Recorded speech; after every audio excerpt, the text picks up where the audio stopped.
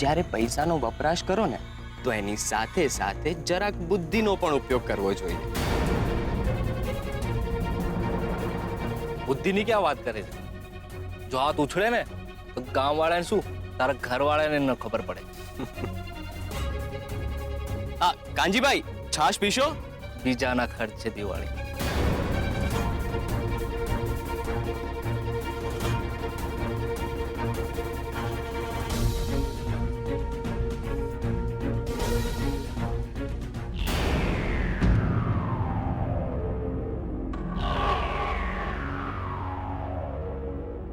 નહીં દીકરા, અત્યારે કાંઈ જ નહીં. આ એની કોઈ બીજી ચાલ હોઈ શકે છે કે એ તને ઉશ્કેરે અને તું ઉશ્કેરાટમાં કાંઈક કરી બેસે. અત્યારે આખું ગામ હાજર છે એટલે ગામ સામે આપણે ભૂંડા લાગીએ અને આવતીકાલની ચૂંટણી ચટણી થઈ જાય. શાંત.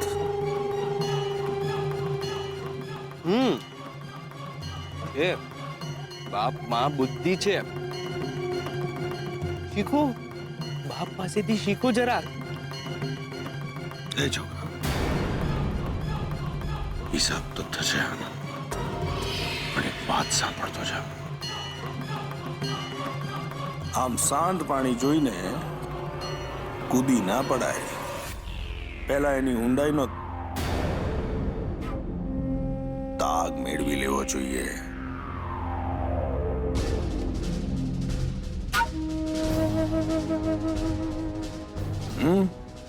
જા જા, તારા બાપને મદદ કરાય.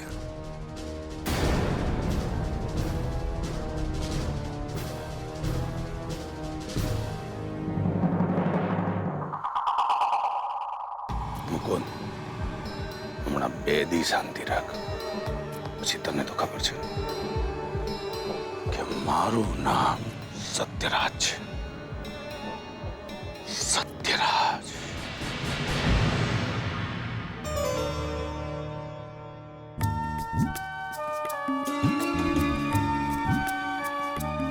બીજું કઈ જોઈએ છે? પાક્કું? તમને આંટી પાક્કું?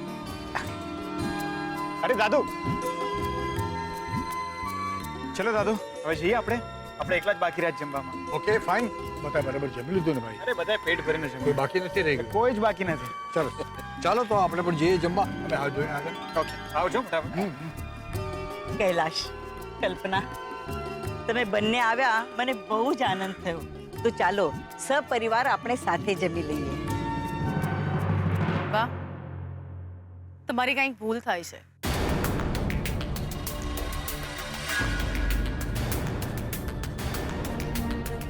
મારી ભૂલ? શું? મેં તમને ભંડારામાં આવવાનું વચન આપ્યું હતું, તમારી સાથે જમવાનું નહીં. અને હું ભંડારામાં આવી અને મેં મારું વચન પાળ્યું. હવે વચન પાળવાનો વારો તમારો છે. અરે કેવી વાત કરે છે, તું પણ આ પરિવારની સદસ્ય છે. અને કૈલાશને મેં પ્રદ્યુમનનો નાનપણનો મિત્ર નથી માન્યો, મારો દીકરો જ માન્યો છે. ને તું મારી સારિકા જેવી મારી દીકરી જ છે. અને તને આપેલું વચન હું જરૂર નિભાવીશ. પણ હા, એ પહેલા આપણે જમી લઈએ. બા, તમે વાતને ટાળી રહ્યા છો. મેં તમને કહ્યું હતું કે હું ત્યાં આવીને માંગીશ, અને તમે મને કહ્યું હતું કે તું જે માંગીશ એ હું તને આપીશ. તો લાવ, વચન આપો મને.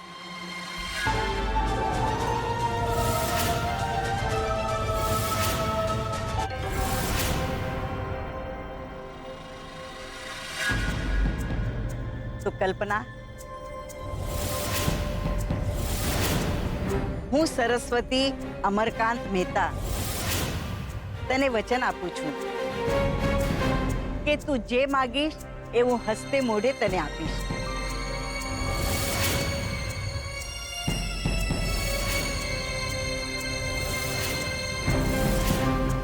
મારે તમારી પાસેથી તમારો રૂપિયો પૈસો કે તમારી જમીન જાગીર નથી જોઈતી. હું મારી દીકરી માટે તમારા દીકરા પ્રદ્યુમન મહેતાના દીકરાનો હાથ માંગુ છું.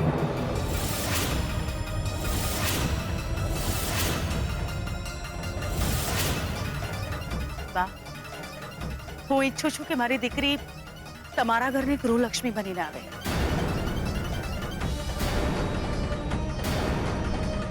જો આ સંબંધ બંધાશે ને તો આપણા વર્ષો જૂના વણસેલા સંબંધો ફરી પાછા બંધાઈ જશે. અને સાચું કહું તો મને મારી આ માંગણી ખોટી પણ નથી લાગતી. ભલે આટલા વર્ષો બાદ તું મળી, પણ ખરેખર તે મારું દિલ ખુશ કરી નાખ્યું. સરસ્વતી, વચન આપતા પહેલા આપણે શોધનને પૂછી લેવું બહુ જરૂરી છે. યાદ રાખજે, આ આજની પેઢી છે. અને એટલે જ કલ્પના, તારે પણ તારી દીકરીની ઈચ્છા જાણી જ લેવી જોઈએ. એ આપણા બધા જ માટે બહુ યોગ્ય અને હિતાવહ છે.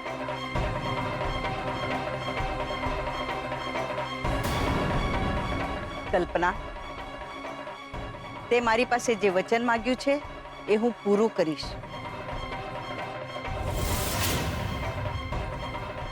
મને મારી દીકરી ઉપર વિશ્વાસ છે.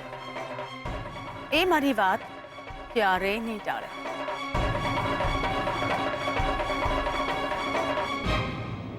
હે ને? તો હું તને વચન આપું છું કે મારા પૌત્ર શોધનના લગ્ન તારી દીકરી સાથે જ કરાવીશ.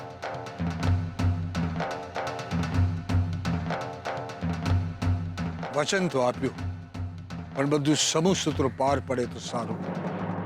ચાલ, હવે તો પ્રસાદ લઈએ ને. સાચે જ બા, હવે તો મને પણ ખૂબ ભૂખ લાગી છે. ચાલ.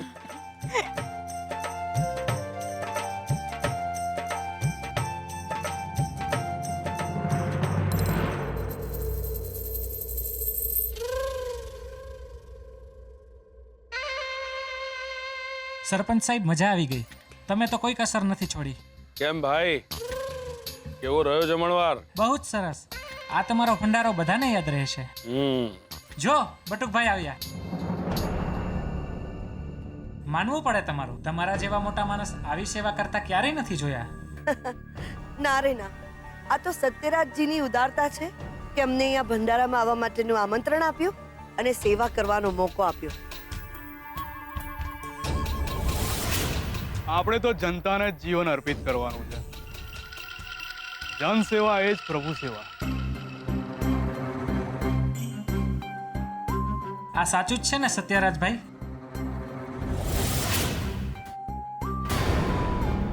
તમને કામવાળા લોકોને ખબર છે ને, આ વખતે તમારા ભાઈએ સરપંચની ચૂંટણીમાં ફોર્મ ભર્યું છે. અમે તમારા સપોર્ટમાં જ છીએ.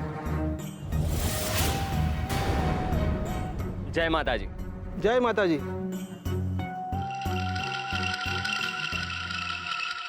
સત્યરાજજી, તમને ખૂબ ખૂબ અભિનંદન. તમે આ ભંડારો ગોઠવ્યો અને 4 ગામમાં તમારા નામનો ડંકો વગાડ્યો. અને હા, ખાસ વાત માટે અભિનંદન આપું છું કે તમે આ ભંડારામાં અમને આમંત્રણ આપ્યું અને અહીંયા સેવા કરવાનો મોકો આપ્યો.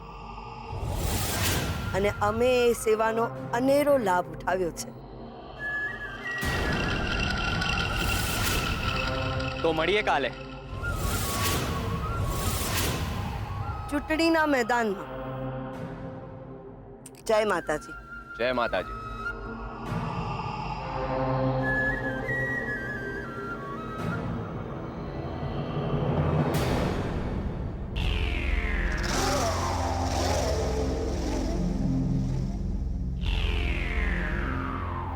કાલનો દિવસ રહી જા.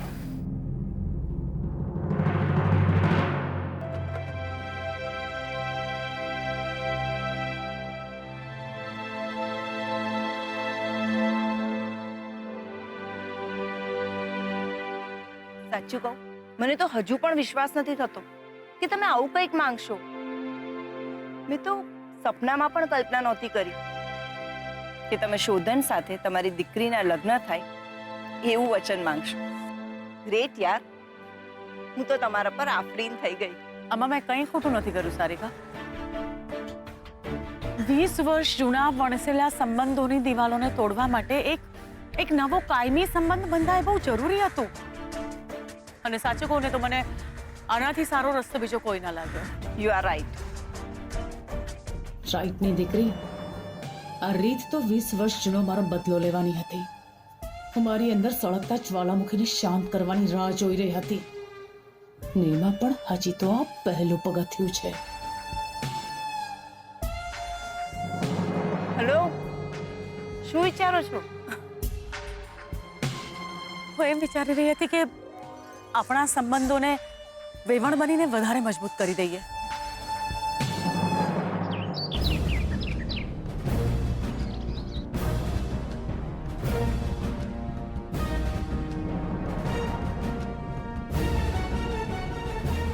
છબીલ, મારા માટે કોઈ પૂછ્યું નથી ને? અરે ઝટ ચાલો, કોઈ નથી પૂછ્યું પાછલા બારણેથી ઉપર.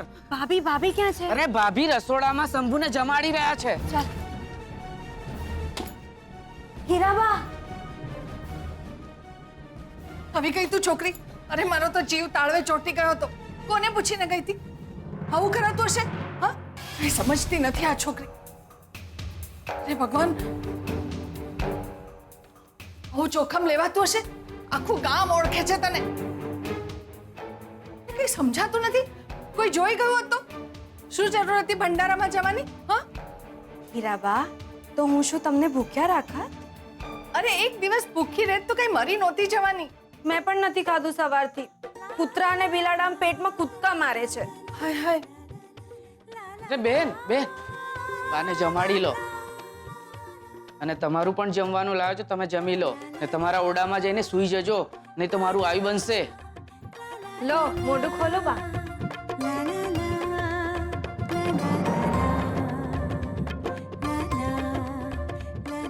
અરે વાહ ભાઈ, તમે જેલમાંથી છૂટી ગયા?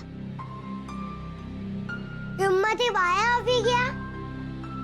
બેટા, એને ભૂખ લાગી હતી ને એટલે આવી છે. હા, પણ તું કોઈને કહેતો નહીં. હા, ના, હું કોઈને નહીં કહું. મને ખબર છે, હું કોઈને કહીશ તો ચંદ્ર દાદી લક્ષ્મી ફઈને મારશે, એટલે હું કોઈને નહીં કહું. બસ. મારું મીઠડું. મીઠાઈ ખાવી છે? લે, હજી એક. દાંત ખરાબ થઈ જાય. હવે તમે જમી લો. અને હા, ઝટ જમીને તમારા ઓરડામાં જઈને સૂઈ જજો. હું બહારથી તારું મારી દઈશ. અને મામી આવતા જ હશે.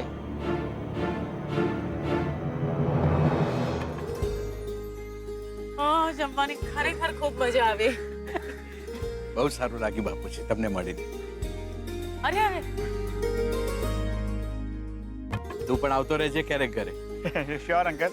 ખરેખરમાં તમે લોકો આવ્યા, દાદુ દાદી બહુ જ ખુશ થયા અને મને પણ બહુ ખુશી થઈ. મને પણ તને મળીને ખૂબ આનંદ થયો. શોધનભાઈ, હા આવું છું. ચલો uncle aunty, bye, take care. ખરેખર કલ્પના, તે તો અમારી ચિંતા દૂર કરી નાખી. અમે શોધન માટે સારી છોકરી શોધી રહ્યા હતા, પણ આવું સારું ઘર મળ્યું. ખરેખર હવે બંને પરિવાર એક થશે. હું પણ બા રજા લઈ લે.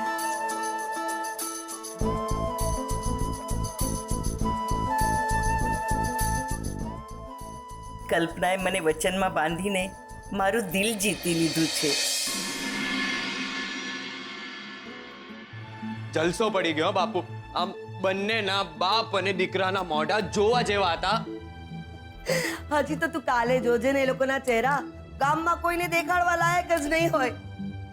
અરે સુજાતા વહુ, જરા પાણી લાવજો. હા.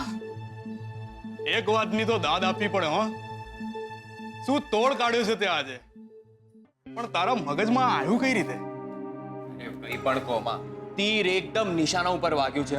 અને હવે બાપુ, ઇલેક્શનમાં તમારું પલડું ભારે થઈ જશે. પેલી ક્યાં છે? એ અંદર હુરડીમાં જ છે. મમ્મી આવી ગઈ?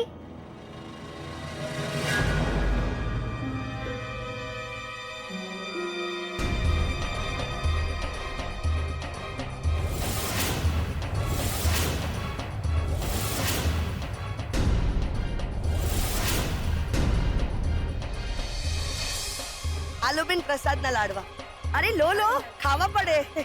અરે લો લો લો, લઈ લો.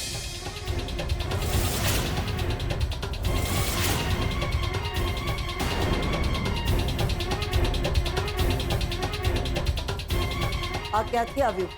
શું? આ ભંડારાનો પ્રસાદ ક્યાંથી આવ્યો? ભંડારામાં તો કોઈ ગયું જ નથી સાસુમાં. લક્ષ્મી ક્યાં છે?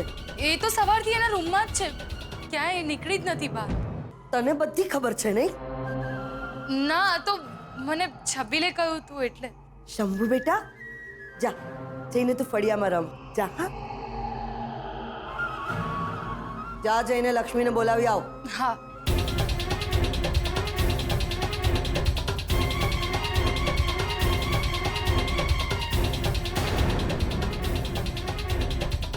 તું ભંડારામાં શું કરી આવી? બેનબા તો સવારથી ઓરડામાં જ હતા અને સુજાતા ભાભીને ખબર છે.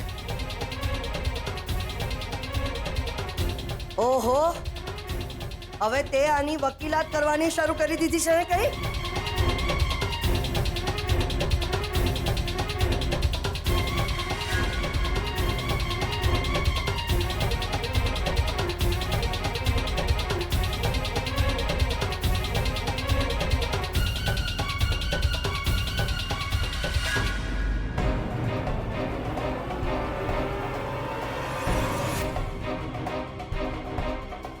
ઝાંઝર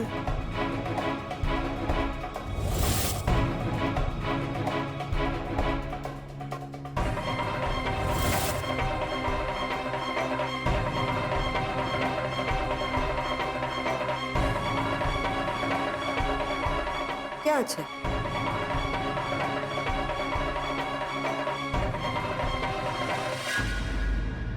મેં તમને કહ્યું હતું ને કે આ ભંડારામાં મેં જે છોકરી જોઈ હતી એ લક્ષ્મી જ હતી. પણ મને એમ કે ભ્રમ નહોતો. એ તમારો ભ્રમ નહોતો. તમારી આ અક્કલ મઠ્ઠી ભાણી ત્યાં ભંડારામાં ભટકી રહી હતી.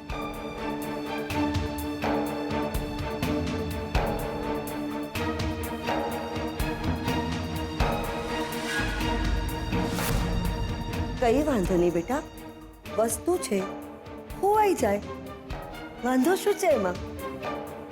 શું કહો છો તમે? લક્ષ્મી બેટા, ખોવાઈ ગયું ને તો ભલે ખોવાઈ ગયું, પણ હું શું કહેતી હતી, આ પગ ખાલી ના રખાય. અને પગ ખાલી રાખીએ ને તો આપણા ઘરની આબરૂ જાય. એટલે પગમાં કંઈ તો પહેરવું જોઈએ ને. એક મિનિટ હા, હું હમણાં જાઉં છું.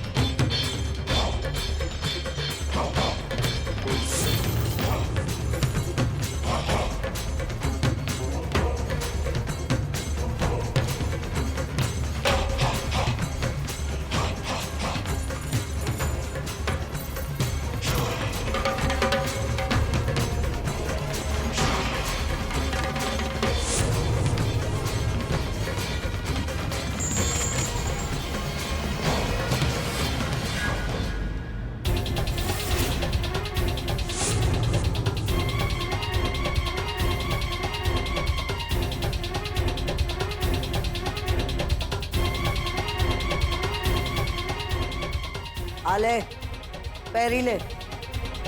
ચંદ્રબાબુ, આવી સાકર તો ભેંસ જ સહન કરી શકે.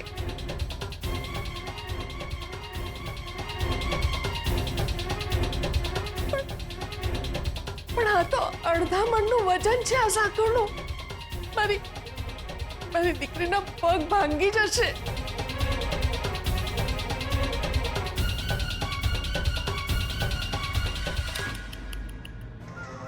સુમા, તમને બહુ પેટમાં બળે છે તો એક કામ કરો, આ સાકળ તમે તમારા પગમાં પહેરી લો.